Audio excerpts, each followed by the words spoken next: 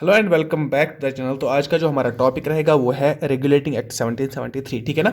हम अच्छे से इस टॉपिक को डिस्कस करेंगे। पहले हम क्या डिस्कस करेंगे, देखो इसके जो पॉइंट्स है ना रेगुलेटिंग एक्ट 1773 में क्या कौन कौन से पॉइंट्स थे वो तो हम बाद में देखेंगे। उससे पहले हम क्या देखना चाहेंगे, हम देखेंगे कि ये आया क्यों था, वाई हम क्लियर करेंगे। जैसे मैंने आपको बोला, इसका हम बैकग्राउंड देखेंगे। क्या देखेंगे सर? बैकग्राउंड देखेंगे कि ये अगर रेगुलेटिंग एक्ट 1773 लाया गया तो ये क्यों लाया गया, इसकी क्या जरूरत पड़ गई, क्या नीड पड़ गई ब्रिटिश गवर्नमेंट को रेगुलेटिंग एक्ट 1773 लाने के लिए। ठीक है ना। तो मैं आपको बताना चाहूंगा, मैंने कल की वाली वीडियो में फर्स्ट लेक्चर में मैंने आपको बताया था ईस्ट इंडिया कंपनी के बारे में, ईस्ट इंडिया कंपनी की ट्रेड मोनोपोली के बारे में। और मैंने उधर पे बताया था कि ईस्ट इंडिया कंपनी को ट्रेड मोनोपोली मिली थी बाय क्वीन एलिजाबेथ, जो उनको रॉयल चार्टर मिला था। उनको 15 ईयर्स के लिए ट्रेड मोनोपोली मिल गई थी। कि ट्रेड मोनोपोली का मतलब क्या है कि खाली वही एक ब्रिटिश ईस्ट इंडिया कंपनी होगी जो कि इंडिया में ट्रेड करेगी। ठीक है। अब तो ब्रिटिश ईस्ट इंडिया कंपनी खुश थी ना, वो ट्रेड कर रहे थे। अब क्या हो गया, ट्रेड करते करते और जो मोनोपोली इनको मिली थी ना, ईस्ट इंडिया कंपनी को क्या मिली थी? Trade monopoly. किससे मिली थी? ब्रिटिश गवर्नमेंट से। तो ईस्ट इंडिया कंपनी पे कर रही थी, ईस्ट इंडिया कंपनी पे कर रही थी किसको? गवर्नमेंट को कुछ पैसे पे कर रही थी और गवर्नमेंट इन रिटर्न इनको क्या दे रहा था? ट्रेड मोनोपोली दे रहा था। आई होप कि इतनी सारी चीज़ें आपको समझ आ गई होंगी। अब क्या हुआ कि इन ईयर मैं बताऊंगा मैं बात करूंगा। अब तो ये पैसे दे रहे हैं ना, अब ब्रिटिश ईस्ट इंडिया कंपनी पैसे दे रहे हैं। किसको पैसे दे रहे हैं? गवर्नमेंट को। क्यों दे रहे हैं? क्योंकि उनको ट्रेड मोनोपोली चाहिए। अब क्या हुआ आगे बात अगर करेंगे हम 1768 की, 1768 ईयर आता है। तो इस टाइम पे क्या होता है कि ईस्ट इंडिया कंपनी है ना, ईस्ट इंडिया कंपनी जब गवर्नमेंट को पे कर रही थी ना कुछ पैसे, अब वो पे नहीं कर पाती है। अब 1768 की बात है, ईस्ट इंडिया कंपनी गवर्नमेंट को पे नहीं कर पाती है। अलबत्ता क्या करती है कि जो ईस्ट इंडिया कंपनी है वो गवर्नमेंट से लोन लेती है, लोन मांगती है, वो गवर्नमेंट से लोन मांगती है। अब जो ईस्ट इंडिया कंपनी थी अभी तक ट्रेड मोनोपोली को मेंटेन रखने के लिए गवर्नमेंट को पैसे दे रही थी, अब ये गवर्नमेंट से पैसे ले रही है in the form of loan. तो ईस्ट इंडिया कंपनी डिमांड कर रही है लोन गवर्नमेंट से। क्यों? क्योंकि इनकी फाइनेंशियल स्टेटस बहुत खराब हो गया था। जो ईस्ट इंडिया कंपनी है इनका फाइनेंशियल स्टेटस बहुत खराब हो गया था। अब रीजन क्या है, फाइनेंशियल स्टेटस खराब क्यों हो गया था ईस्ट इंडिया कंपनी का? ये तो इतनी अच्छी ट्रेडिंग कंपनी थी, खाली यही एक ब्रिटिश ईस्ट इंडिया कंपनी थी जो कि इंडिया में ट्रेड कर रही थी, और ये इतना भर भर के पैसे छाप रहे थे कि मतलब अब इनको अचानक ऐसा क्या हुआ कि इनको ये फाइनेंशियली वीक हो गए। ठीक है। फाइनेंशियली बहुत वीक हो गए। फाइनेंशियली वीक होने के रीजंस मैं बताऊंगा आपको। ठीक है ना। इसके रीजंस क्या हुए कि east India company financially week हो गई? पहला हो गया 1769 का बंगाल फेमाइन। कल मैंने डिस्कस किया सारा बंगाल फेमाइन। बंगाल फेमाइन में क्या हुआ? बंगाल फेमाइन में फेमाइन आ गया बंगाल में। मतलब वो होती है ना, भूखमरी आ गई बंगाल में। क्यों भूखमरी क्यों आ गई? क्योंकि उस साल रेन्स कम हुए थे, जो फसल वहां पे एग्रीकल्चर वो कम हुआ था, जिसकी वजह से क्या हुआ, 1/3 ऑफ द पॉपुलेशन डाई हो गई। पॉपुलेशन जो बंगाल थी ना उसकी 1/3 पॉपुलेशन डाई हो गई। किस ईयर में? 1769। और उसको वो बहुत ही क्रूशियल ईयर है ये। ठीक है ना। बंगाल फेमाइन जिसमें जिसमें आया था। अब अगर आपको ईस्ट इंडिया कंपनी का पता होगा, इन्होंने कुछ प्रेसिडेंसीज बनाई थी, जैसे बॉम्बे प्रेसिडेंसी, यहाँ पे मद्रास प्रेसिडेंसी, यहाँ पे बंगाल प्रेसिडेंसी। ठीक है ना। यहाँ मद्रास प्रेसिडेंसी जिसको हमारे चेन्नई बोलते हैं, यहाँ कोलकाता प्रेसिडेंसी, ये ना यहाँ पे बॉम्बे प्रेसिडेंसी, यहाँ पे इन्होंने बुलाई थी मद्रास प्रेसिडेंसी, और इधर पे हमने बंगाल प्रेसिडेंसी, यहाँ पे हमारी बंगाल प्रेसिडेंसी हुआ करती थी, जो कि हमारा अभी वेस्ट बंगाल है। ठीक है ना। यहाँ पे ये प्रेसिडेंसी थी। अब जब बंगाल में फेमाइन आ गया 1769 में, जो ये प्रेसिडेंसी इधर पे थी इसमें बहुत सारा लॉस आ गया। ठीक है ना। इसमें बहुत सारा लॉस। प्रेसिडेंसी थी किसकी? प्रेसिडेंसी मतलब क्या है, मैंने आपको कल बताया। प्रेसिडेंसी का मतलब है ये एक एडमिनिस्ट्रेशन यूनिट है, एडमिनिस्ट्रेशन यूनिट है ब्रिटिश का। इसमें बहुत सारे पोस्ट्स हुआ करते थे ब्रिटिश के। अगर आपको ये नहीं पता तो कल वाली वीडियो देखिए। तो इधर पे इनको बहुत लॉस आ गया। अब जब बंगाल में फेमाइन आ गया तो बंगाल वाली प्रेसिडेंसी में लॉस आ गया। अब यही एक रीजन नहीं था, इधर पे भी तो काम चल रहा था ना, तो फिर लॉस क्यों आ गया? अगर एक जगह पे लॉस आ गया तो बाकी जगहों पे क्यों लॉस आ गया? सर लॉस आने के और भी रीजन थे। अगर आपको मैं थोड़ा सा और बात करूं, हिस्ट्री में थोड़ा सा जाऊं, अगर मैं 1757 की बात करूं, 1757 में बैटल ऑफ बॉक्सर हुआ था। बैटल ऑफ बॉक्सर हुआ था, हाँ सर, उसमें भी बहुत नुकसान हो गया ब्रिटिश का। उसके बाद battle of Plassey, battle of Plassey अगर की मैं बात करूंगा 1764 में बैटल ऑफ प्लासी हो गई। ये दो बैटल्स हो गए, इनमें बहुत ज़्यादा लॉस हो गया ब्रिटिश का, ये ना ईस्ट इंडिया कंपनी का। ईस्ट इंडिया कंपनी का लॉस हो गया तो ऑब्वियसली फाइनेंशियल स्टेट्स तो खराब हो जाएंगे ना। या अगर हम बात करेंगे फर्स्ट एंग्लो मैसूर वार की, उसमें भी लॉस हो गया। या उसके बाद अब हमने कल जो मेन पॉइंट है, जो मेन पॉइंट्स लिखा हुआ है बुक्स में, टेक्स्ट बुक्स में जो मेन पॉइंट क्या है वो है करप्शन। क्या है, करप्शन। कि ब्रिटिश ईस्ट इंडिया कंपनी के में है ना, ये जो कंपनी है ना, ये खुद एक कंपनी है, ठीक है, ये कंपनी है। इसमें क्या होता है, जो ऑफिशियल्स है ना इस कंपनी के, जो ऑफिशियल्स है, ये कंपनी है, खुद एक कंपनी है, इसमें ऑफिशियल्स है जो ये कंपनी चला रहे हैं। इन ऑफिशियल्स ने ये करप्शन कर रहे थे, भर भर के करप्शन कर रहे थे, अपने घर संभाल रहे थे, तो ये अपना पैसा कमा रहे थे, बाकी कंपनी का क्या होना था वो तो इन्होंने छोड़ा ही था, इसकी बात ही नहीं कर रहे थे। तो हमने देखा ये सारे इवेंट्स, ये सारी चीज़ें जो हुई, इन्होंने क्या किया, फाइनेंशियल स्टेटस जो ईस्ट इंडिया कंपनी का था वो बहुत ख़राब कर दिया। अब जब इन्होंने फाइनेंशियल स्टेटस ख़राब कर दिया तो ईस्ट इंडिया कंपनी जा रही है अपनी गवर्नमेंट, लाइक ब्रिटिश, जो इनकी गवर्नमेंट है, ब्रिटिश गवर्नमेंट, इनसे बोल रहे हैं कि भाई हमें लोन दे दो, हमें रिवाइव करो एक किस्म का, क्योंकि ये तो अपने घुटनों पे आ गई थी ना ईस्ट इंडिया कंपनी, ये अब रिवाइव होने के लिए लोन मांग रही थी ब्रिटिश गवर्नमेंट से, ठीक है। ब्रिटिश गवर्नमेंट ने क्या किया, ब्रिटिश गवर्नमेंट ने बोला कि आप इतनी अच्छी कंपनी हो, तो उन्होंने उनको लोन प्रोवाइड कर दिया, ठीक है, लोन एक्सेप्ट कर दिया। तो ब्रिटिश क्या होता है, अब क्या होता है, अब बात है ब्रिटिश गवर्नमेंट क्या करती है, ब्रिटिश गवर्नमेंट करती है काम, वो लोन देती है ईस्ट इंडिया कंपनी को, ब्रिटिश ईस्ट इंडिया कंपनी को लोन देती है, ठीक है। क्यों, क्योंकि इनको रिवाइव होना है, क्योंकि इनकी फाइनेंस स्टेटस खराब हो गया है, लेकिन साथ में टर्म्स एंड कंडीशंस रखता है, बोलता है भाई अगर आप हम तो आपको लोन दे रहे हैं, आप हमारी कंपनी हो, आप उधर पे पैसा कमा रहे हो, आप उधर पे बिजनेस कर रहे हो, ट्रेड कर रहे हो, अब आपको हम एडमिनिस्टर करेंगे, ठीक है ना, अब आपको हम रेगुलेट करेंगे। रेगुलेट मतलब क्या है कि अगर फाइनेंशियल स्टेटस खराब हो गया है ईस्ट इंडिया कंपनी का, तो ब्रिटिश गवर्नमेंट ने बोला कि इसका मतलब है कि आपकी एडमिनिस्ट्रेशन सही नहीं है भाई। ब्रिटिश गवर्नमेंट ने बात की ईस्ट इंडिया कंपनी के साथ कि बोला कि आपकी फाइनेंशियल स्टेटस भाई खराब हो गई है, इस खराब होने का वजह क्या है कि आपकी एडमिनिस्ट्रेशन अच्छी नहीं है, आपकी एडमिनिस्ट्रेशन ढंग से काम नहीं कर रही है, तो हम क्या काम करेंगे, हम एक आपके लिए चार्टर लाएंगे। क्या लाएंगे, चार्टर एक चार्टर लाएंगे जिसमें से गाइडलाइंस होंगे कि आप अब ईस्ट इंडिया कंपनी रन किस तरह करेगी। अब east India company trade monopoly पे क्या होगा, एडमिनिस्ट्रेशन के में क्या होगा, सारी चीज़ें डिसाइड करेगा कौन, जो हमारा यहाँ पे चार्टर प्रोवाइड किया जाएगा। चार्टर कौन प्रोवाइड किया जाएगा, कौन प्रोवाइड करेगा, ब्रिटिश गवर्नमेंट प्रोवाइड करेगी। किसको प्रोवाइड करेगी, ब्रिटिश ईस्ट इंडिया कंपनी को, क्योंकि वो इनको लोन दे रहे हैं, ठीक है ना। लोन के टर्म्स एंड कंडीशन पे एक चार्टर प्रोवाइड किया गया, लाया गया एक चार्टर, और उसी चार्टर का नाम पड़ गया रेगुलेटिंग एक्ट 1773, ठीक है ना।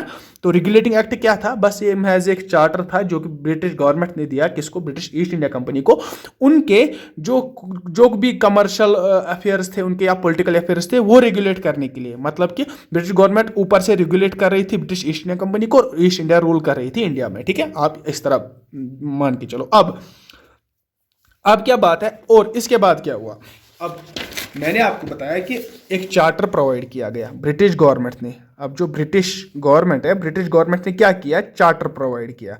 चार्टर किसको प्रोवाइड किया, ईस्ट इंडिया कंपनी को रेगुलेट करने के लिए, और उसी एक्ट को हम बोलते हैं रेगुलेटिंग एक्ट 1773, ठीक है ना।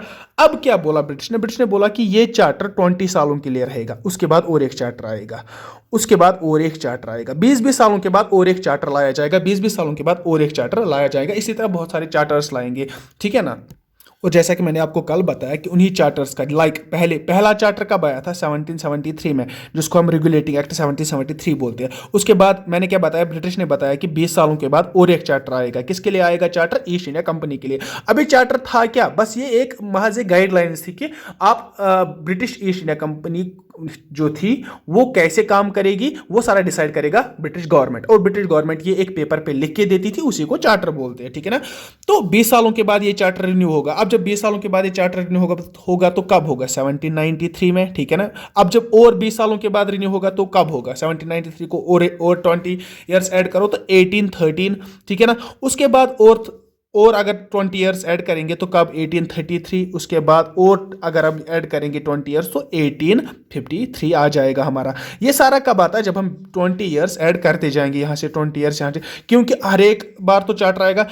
इस चार्टर को नाम दिया रेगुलेटिंग एक्ट 1773। उसके बाद जो चार्टर आ गया इनको खाली प्लेन नाम दिया गया चार्टर एक्ट 1793, इसको नाम दिया गया चार्टर एक्ट 1813, इसको नाम दिया गया चार्टर एक्ट 1833, इसको नाम दिया गया चार्टर एक्ट 1853। याद रखने की बात यह है कि 20-20 साल के बाद आ गए।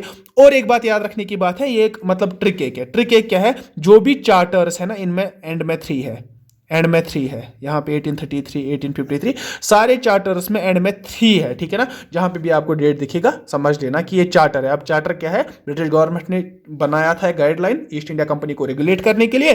तो पहला जो चार्टर था हमारा वो है रेगुलेटिंग एक्ट 1773। तो चलिए, आई होप आपको बैकग्राउंड समझ आ गया होगा। हम चलते हैं अपने प्रोविजंस पे कि क्या क्या बोलता है। चलिए हम स्टार्ट करते हैं अपने पॉइंट्स, पॉइंट बाय पॉइंट हम लिखेंगे कि क्या क्या था। देखो पहला पॉइंट क्या है, पहला पॉइंट ये है कि देखो मैं आपको समझाऊंगा उसके बाद में पॉइंट लिखूंगा। पहला पॉइंट ये है कि अगर ये इंडिया है हमारा, यहाँ पे पहले ही 3 प्रेसिडेंसीज बनी हुई थी, ठीक है ना। ब्रिटिश ईस्ट इंडिया कंपनी ने यहाँ पे 3 प्रेसिडेंसीज बनाई थी। कौन कौन सी? Bombay presidency, Madras presidency and Bengal presidency. ये होगी हमारी बॉम्बे प्रेसिडेंसी जो कि महाराष्ट्र में, आजकल का महाराष्ट्र। ये हो गई हमारी मद्रास प्रेसिडेंसी जो कि आजकल का चेन्नई, और ये होगी हमारी बंगाल प्रेसिडेंसी, ठीक है ना। तो ये 3 presidencies British east India company ने बनाई थी। अब क्या हुआ, हर एक प्रेसिडेंसी में यहाँ पे एक गवर्नर हुआ करता था, इसमें एक गवर्नर हुआ करता था और इसमें एक गवर्नर हुआ करता था। ये गवर्नर्स इंडिपेंडेंटली काम करते थे, ठीक है ना। ये एक अलग काम करता था, ये अलग काम करता था, ये अलग काम करता था, उसके बाद तीनों रिपोर्ट करते थे, ठीक है ना। ठीक है, अब क्या हुआ, मसला क्या हुआ? मसला इस तरह हुआ कि रिपोर्ट किसको करते थे। अगर मैंने बताया कि ये 3 गवर्नर्स इधर पे थे, ये 3 रिपोर्ट करते थे। रिपोर्ट किसको करते थे? कोर्ट ऑफ डायरेक्टर्स को, ठीक है ना। कल भी मैंने आपको बताया वो कितने थे, 24, ठीक है। याद रखिएगा 3 गवर्नर्स थे, अलग अलग प्रेसिडेंसीज में अलग अलग गवर्नर्स थे। तो अलग अलग गवर्नर्स इंडिपेंडेंटली काम करते थे। ये अलग काम करता था, इसको इसके साथ कोई लेना देना नहीं है, इसको इसके साथ कोई लेना देना नहीं है। हर एक लेकिन किसको फिर मतलब क्या करता था, रिपोर्ट अपना जो देता था ना हर एक, वो किसको देता था? वो देता था कोर्ट ऑफ डायरेक्टर्स को, जो कि 24 नंबर है। अब क्या हुआ, यहाँ पे चेंज हुआ। चेंज क्या हुआ? चेंज इस तरह हुआ कि जो हमारा गवर्नर ऑफ बंगाल है, कौन? गवर्नर ऑफ बंगाल, ये रहा हमारा गवर्नर ऑफ बंगाल। इसको क्या बनाया गया? इसको बनाया गया गवर्नर जनरल ऑफ बंगाल। क्या बनाया गया? Governor general of Bengal. अब ये क्या है, मैं इधर पे लिखूंगा, पहला पॉइंट चेंज जो हुई वो है governor of Bengal is equal to governor general of Bengal. अब ये क्या है, ये इसका मतलब क्या, मैं एलॉबरेट करूंगा। देखो 3 गवर्नर्स थे ना, गवर्नर जनरल, अगर ये 3 गवर्नर्स थे, ये हुआ पहला, ये हुआ दूसरा, ये हुआ तीसरा, ये हुआ बॉम्बे का, ये हुआ बंगाल का, ये हुआ मद्रास का। अब ये तो इसको रिपोर्ट करेगा और ये इसको रिपोर्ट करेगा। जैसा मैंने अभी पहले बताया था कि तीनों इंडिपेंडेंटली काम कर रहे थे। लेकिन जब रेगुलेटिंग एक्ट 1773 आया तो पहला ही पॉइंट क्या था इसमें कि जो गवर्नर है ना बंगाल का, ये हुआ यहाँ पे हमारा बॉम्बे का गवर्नर, ये हो गया बंगाल का गवर्नर, ये हो गया मद्रास, ये ना, हाँ मद्रास का गवर्नर, ठीक है ना। अब जो बंगाल का गवर्नर है इसको गवर्नर जनरल ऑफ बंगाल बना दिया। गवर्नर जनरल क्या कि अब आप ये दोनों आपको रिपोर्ट करेंगे, जो बॉम्बे का गवर्नर है और जो मद्रास का गवर्नर है वो किसको रिपोर्ट करेंगे? आप गवर्नर जनरल ऑफ बंगाल को, ठीक है ना। ये पहला पॉइंट था। और हाँ, ये किसको रिपोर्ट करेगा? जिस तरह ये कोर्ट ऑफ डायरेक्टर्स को तीनों रिपोर्ट कर रहे थे, अब खाली governor general of Bengal report करेगा। किसको रिपोर्ट करेगा? कोर्ट ऑफ डायरेक्टर्स को, COD, ठीक है ना। COD जिसको हम बोलते हैं 24 इन नंबर थे ये। अब दूसरा पॉइंट देखते हैं। तो दूसरा पॉइंट जो हमारा है वो हम लेजिस्लेटर के बारे में पढ़ेंगे, ठीक है ना। लेजिस्लेचर क्या है? Law making body. अब लेजिस्लेचर का मतलब क्या कि लॉ बनाता कौन था? देखो इस तरह अभी लॉ कैसे बनते थे, ठीक है। लॉ इस तरह बनते थे, मैंने आपको बताया जो गवर्नर है ना, गवर्नर ऑफ बंगाल, उसको क्या बनाया गया? Governor general of Bengal. और गवर्नर जनरल ऑफ बंगाल को रखे गए 4 एग्जीक्यूटिव्स अपने साथ, ठीक है ना, जो इसको हेल्प करेंगे। किसी भी कोई भी डिसीजन लेना होगा गवर्नर को या कोई भी ऐसा काम करना होगा तो ये 4 मेंबर्स इसको हेल्प करेंगे। और इसके अलावा ये 4 मेंबर्स क्या काम करते थे? अगर कोई लॉ बनाना होता था, लाइक गवर्नर को कोई लॉ बनाना है, अब गवर्नर कोई सोच रहा है लॉ बनाने का, तो ये इसको वोटिंग करानी होती थी। एक तो गवर्नर ने लॉ बनाया, अब इसकी एक्सेप्टेंस चाहिए थी, इसकी और इसकी। अब अगर इनमें से गवर्नर जनरल ने लॉ बनाया, अगर ये कितने मेंबर्स बन गए टोटल मेंबर्स अगर हम बात करेंगे, एक तो गवर्नर जनरल और ये 4 कितने बन गए? 5। ये एक 5 मेंबर्स का एक लाइक पार्लियामेंट बनता था, ठीक है ना। लाइक मैं क्या बता रहा हूँ, गवर्नर जनरल, आराम से सुनिएगा, गवर्नर जनरल को लॉ बनाना है, ठीक है। अब जब गवर्नर जनरल को लॉ बनाना है तो वो खुद से ही लॉ नहीं बना सकता था, उसको पहले इन इन चारों में से मेजॉरिटी चाहिए थी। मतलब अगर एक गवर्नर जनरल ने लॉ बनाया, एटलीस्ट 2 मेंबर्स की एक्सेप्टेंस चाहिए होती थी ताकि वो लॉ पास होता। लाइक मैं बताऊंगा, लॉ एक बनाया गया, लॉ ए, ठीक है ना, ये लॉ एक बनाया गया गवर्नर जनरल ने। अब अगर इस पे 3 मेंबर्स ने डिक्लाइन किया कि नहीं ये लॉ नहीं बनना चाहिए, तीन ने डिक्लाइन किया और उस उधर एक बचा, एक ने बोला हाँ बनना चाहिए, तो वोटिंग क्या हुई?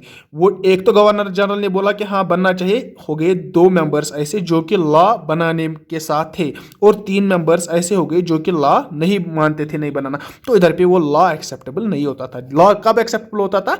जबकि मेजॉरिटी के साथ वो लॉ पास होता। कहाँ पे पास होता? इन 5 मेंबर्स में, जो मैंने 5 मेंबर्स इधर पे बताई, कौन? 4 एग्जीक्यूटिव्स और खुद गवर्नर जनरल मिलके 5 मेंबर्स बनते हैं। अब इधर पे क्या हुआ? इधर पे चेंज क्या हुआ? चेंज हुआ कि अब हमारा सुप्रीम कोर्ट बन गया, ठीक है ना। सुप्रीम कोर्ट किन के लिए बन गया? यहां पे दूसरा ही पॉइंट इसी के साथ मैं ऐड करूंगा, सुप्रीम कोर्ट बनाया गया। सुप्रीम कोर्ट बनाया गया। सुप्रीम कोर्ट मतलब कहां पे बनाया गया?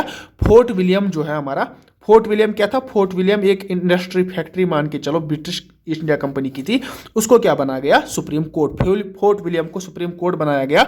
और इधर पे सुप्रीम कोर्ट की चीफ जस्टिस, पहली चीफ जस्टिस थी वो एक फीमेल थी, तो उसका नाम था इलाइजा एम्फे, ठीक है ना, इलाइजा एम्फे, ठीक है। ये बात आपको याद रखनी है। अब क्या हुआ कि लेजिस्लेचर में एक तो ये लॉ बना रहे हैं, दूसरा ये लॉ बना रहे हैं, ठीक है। क्या क्या मैंने बताया? एक तो पहले गवर्नर जनरल क्या बन गया? गवर्नर ऑफ बंगाल बन गया, गवर्नर जनरल ऑफ बंगाल। और उसके बाद क्या हुआ? सुप्रीम कोर्ट बन गया। फोर्ट विलियम को सुप्रीम कोर्ट बनाया गया। एक्चुअली ये जो सुप्रीम कोर्ट बनाया गया था, ये बनाया गया था फॉर ब्रिटिशर्स, नेटिव इंडियंस के लिए नहीं था। तो अभी आप याद रखिए कि सुप्रीम कोर्ट बनाया गया था और सुप्रीम कोर्ट की जो चीफ जस्टिस थी वो इलाइजा एम्फे थी, ठीक है ना। अब लॉ मेकिंग में इधर पे मसला हो रहा था कि 2-2 जगहों से लॉ बनता था। अब आगे वो ड्रॉबैक्स में देखेंगे। ये तो हमारा था कि प्रोविजंस, क्या क्या चीजें हुई, क्या क्या चेंजेस हो गई हमारी रेगुलेटिंग एक्ट 1773 में। कल हम देखेंगे कि इसकी वजह से जो ये चेंजेस आ गई, इसकी वजह से ड्रॉबैक्स क्या आ गई। लाइक मैं एक ड्रॉबैक आपको बताना चाहूंगा। यहां पे एक ड्रॉबैक ऐसा रहा कि जो फोर्ट विलियम है, यहां पे लॉ मेकिंग में प्रॉब्लम आ गई। इस सुप्रीम कोर्ट को नहीं पता था कि हमें कहां पे लॉ बनाना है, हमें कब मंजूरी देनी है। लॉ क्या बनाता? तो लॉ बनाता कौन था? लॉ तो ये बनाता, सुप्रीम कोर्ट को क्या करना था? बस वो लॉ को देखना था, ठीक है ना। ये लॉ ठीक बन रहा है कि नहीं। कभी कभी ये अनुमति देते थे, जहां पे ठीक लगता था सुप्रीम कोर्ट एक्सेप्ट करता था, जहां पे नहीं लगता था वहां पे नहीं एक्सेप्ट करता था। तो इस बीच क्या हो गया कि जो गवर्नर जनरल ऑफ बंगाल और हमारे जो सुप्रीम कोर्ट है, इनके बीच में कॉन्फ्लिक्ट होना स्टार्ट हो गई। तो ये एक ड्रॉबैक था हमारे ना रेगुलेटिंग एक्ट 1773 का। तो ये इन ड्रॉबैक्स का हम कल अच्छे से पढ़ेंगे और हम कल इनका मतलब रेजोल्यूशन देखेंगे कि फिर इन ड्रॉबैक्स को हटाने के लिए क्या क्या किया गया था।